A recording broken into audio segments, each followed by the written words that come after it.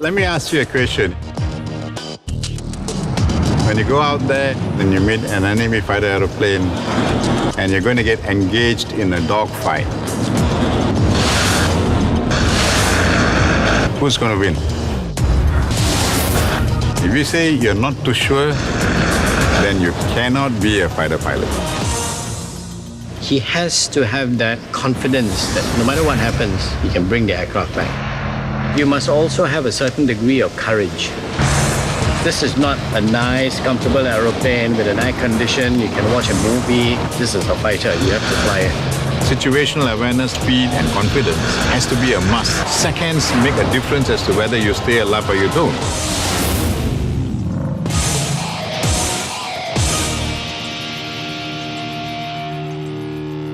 Courage, determination, and unwavering resolve are prerequisites for an Air Force pilot. But for our pioneer Air Force pilots, it took more than grits and guts. When Britain unexpectedly announced its withdrawal from Singapore in 1968, there was an urgent need to create our own Air Force. But we thought we had more time. The whole pace of building up the armed forces escalated. So some of us were selected. We went to the UK for training. That was my second year of A-levels. They knocked on the door and said, report for duty. We came in on a Saturday and they report for duty on a Monday. The only vehicle I could drive was a bicycle. I didn't even drive a car. I looked at my dad, he looked at me and said, that's it, go. That 1 second, go, that changed my life. Training in England was in 1968 is particularly unnerving. The whole of the environment is different. You only had 150 hours to get your wings. You had to learn very quickly. And you got to work very hard at it. When you start flying, you have to do it often enough for it to become second nature. It's like dancing, you know. When you first learn how to dance, you have to think of the steps. After a while, it just happens naturally. And that's when you and the aircraft become one. You fly it like you're part of your soul, and once you reach that point, then you're considered a very operational pilot. I will never forget those 2.5 years. By the time we came back, we were totally different people. School in the art of being a gentleman, and yet school in the art of being a warrior. That was awesome. By 1970-71, the bulk of the pilots came back, and we formed the core, the pioneers of the Air Force. And in that sense, 140 Squadron, the Hunter Squadron, was the anchor.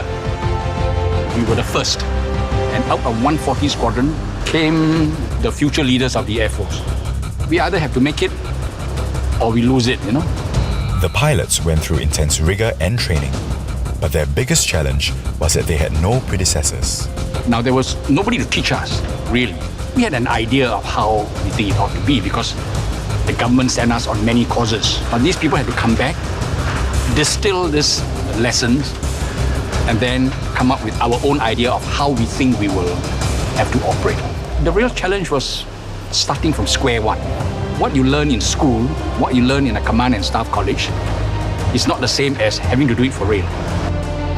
Pioneering work is very difficult. So we had to make do as we could at that time. Nobody had done it before, and you have to break new ground. You have to imagine how to do it. You have to trailblaze. Forging a way through the unknown meant that the pioneer Air Force pilots were constantly out of their depth. But what they all had in common was an adventurous spirit. You need to have a never say die attitude. You want to be able to push the limits, see what the aircraft can do, see what the mission can generate out of you as a warrior, how it can push you, challenge you to doing more than you were even able to do. I think this is the part of the excitement of flying. We were not afraid of going beyond the limits.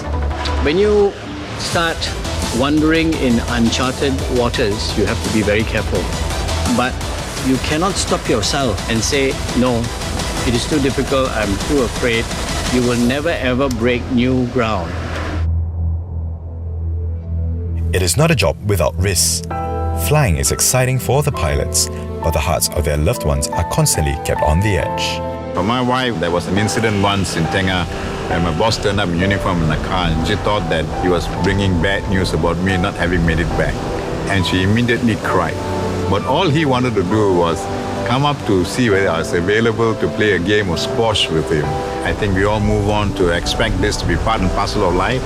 This predicament was especially real to the Huntarians in their times. As a young Air Force, they were set on pushing the limits, and safety wasn't the highest on their priority. 5 to 6 years for any Air Force to take over local command is very short. And in the process, I think a number of things could have been missed, like how to make sure that you fly responsibly, safely. We lost some aeroplanes and pilots, but we also learned from that. And we started to realize where our weaknesses were in operational management. And we tightened up very quickly and we became much safer after that. It is always risky flying aeroplanes. Your life depends on the engine going round and round and round, But I think the risk is ameliorated by having good engineers, good technicians, good pilots, and so on and so forth. In anything when you're involved in an aircraft, when you service an aircraft, the most important thing is lives, people's lives. When you fit an engine or any component you fit in an aircraft, the aircraft flies. There's someone flying it. And his life is important. So we are always very mindful of that. What if it crashes? Okay, for a pilot, he can eject.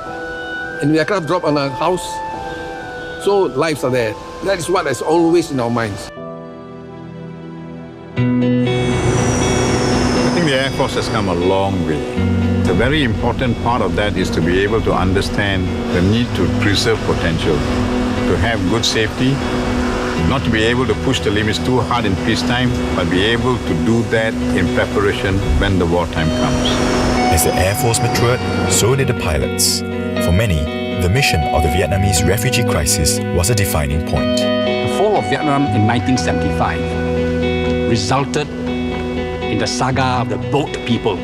Tens of thousands of Vietnamese were forced into fishing boats to get out of Vietnam. So 140 Squadron was what was called a fighter recce squadron. We had cameras.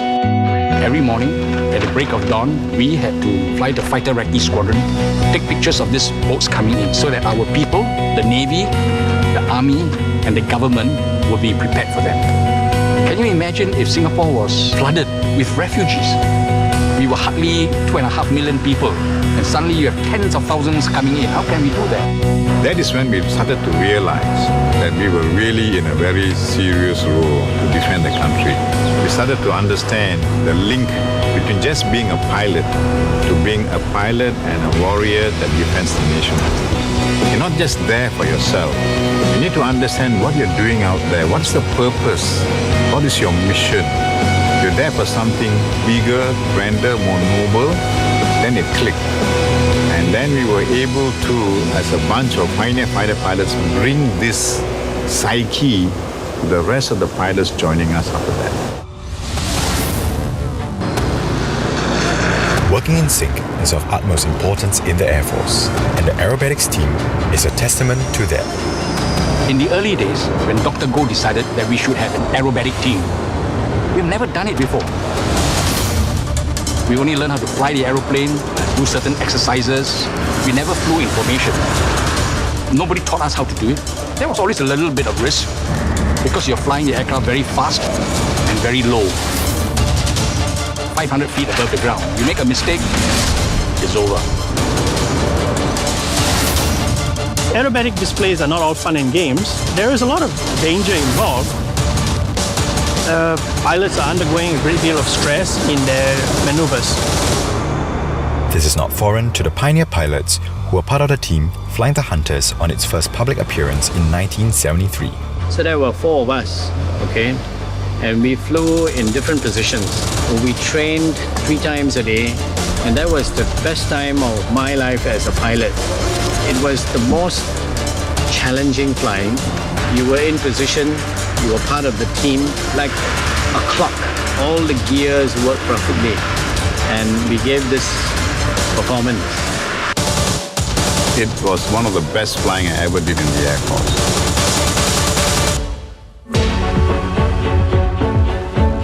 The Black Knights is not simply an air show. We are the ambassadors of the Air Force.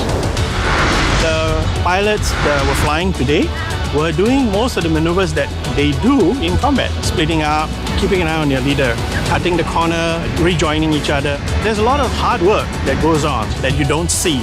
In the Air Force, we always have each other's back. We have to work as a team to put an aircraft and a mission up in the air. So you have to work with fellow pilots, you have to work with the ground technicians, the engineers in the hangar, you got to work with air traffic controllers, fighter controllers to put together a mission. So you got to trust everybody. It's absolute teamwork, and that is one of the most powerful aspects of an Air Force. So I started off on the Hunters as an Air Force technician. Of course, in the early years, we have to rely solely on the SG50, the senior technicians guiding us along. Something that I would treasure is the bond among the crew, both the air crew, the ground crew. And the bond is so strong that it goes beyond just the work area, even outside of the work. A shared affinity remains among the Hunterian team, who were the nucleus from which squadrons and aircraft emerged over the years. I was the one that commanded the last flight for the Hunters. That was in 1992. Flying the aircraft for the last time was, of course, very emotional. Having flown so many hours on the aircraft, we had to put up a show to the rest of the Air Force to show that this was his final flight.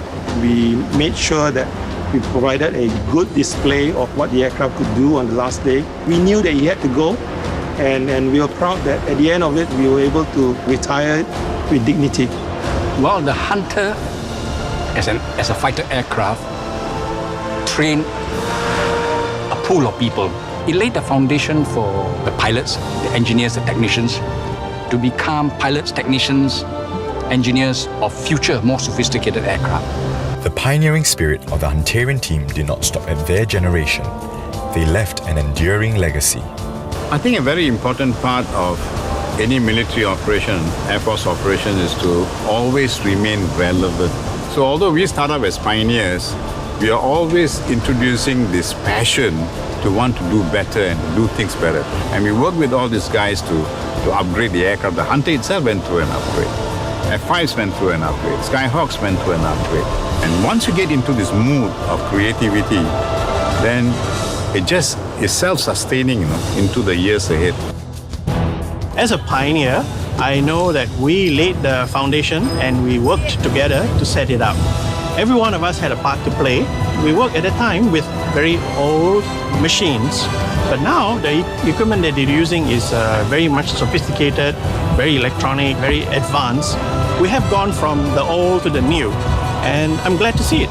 In the 1960s, we didn't even have an Air Force. We took the Air Force from zero. We surpassed every Air Force in this region. You fast forward again, another 20 years, and this is where we are today.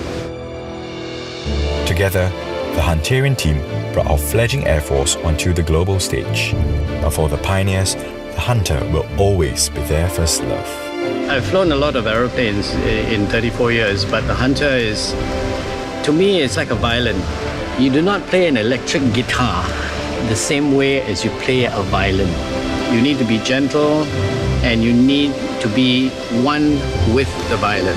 It's the sort of aircraft that you can play a lovely tune with, and you can dance with this aeroplane. If you dance well with it, all right, you can perform anything. The humble beginnings of Singapore's Air Force embodies the spirit of this tiny nation with big ambitions. I have a lot to share in terms of what we do, what we have seen the Air Force develop over the years, and how we are part of it. It is really exciting because at that point in time, we just take it as trying to do a good job. But really at the end of the day, it is built up into a more wholesome defense posture that the SAF is building up. The fact that we are in a vintage contingent reminds us that we are from the pioneer group. But at that time when we were doing it, we didn't see ourselves as pioneers because we were just busy doing our day-to-day stuff and growing as the military at that time. It has been a tremendous honor to be part of this growth. We were 21 fighter pilots. It's so nice to look back to see how far we have come. When I go back and meet up with some of these guys, I can still see the spirit in the eye, the desire to want to fly and do well for the Air Force and for the country. We are very happy that we had laid the seeds for this many, many years ago. Very satisfying, gratifying. This is like a brotherhood, okay, because we flew together. We flew together in the same cockpit, we flew in the same piece of sky. That's something very special. It's like a family.